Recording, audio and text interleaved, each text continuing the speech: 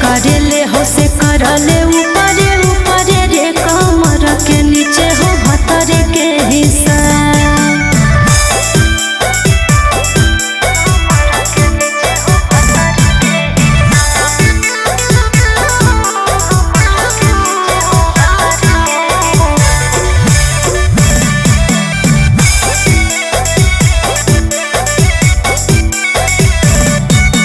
मौका खोजो तला भर गे चीज पकड़ ले है का भर गे जहाँ गोसाई तू कैला बजावर कहिया ले करियो सावर गे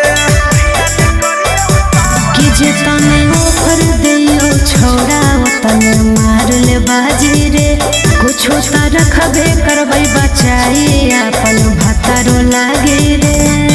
अब होलो नहीं अभी बिया हवा करो ही ससुरा के खिसा।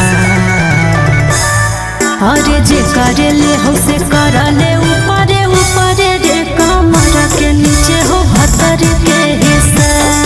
अरे जे करेले हो से करले ऊपरे ऊपरे रे कमर के नीचे हो भतर के हिस्सा।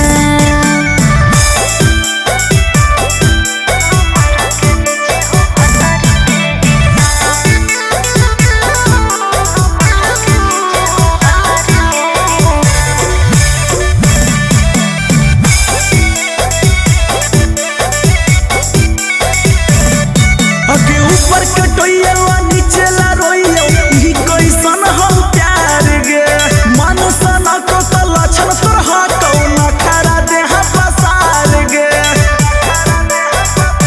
चढ़ो जवानी में चीज सुरक्षित के भरपूर लेते सेवारे यूज होल रहते त रखते नहीं पिया अर्जुन देवारे। अगे अंकित के कहना देवे से माना त राजीव गेलो खिसा। अरे जे करेले हो से करले ऊपरे ऊपरे रे कमर के नीचे हो भतर के हिस्सा। अरे जे करेले हो से करले ऊपरे ऊपरे रे कमर के नीचे हो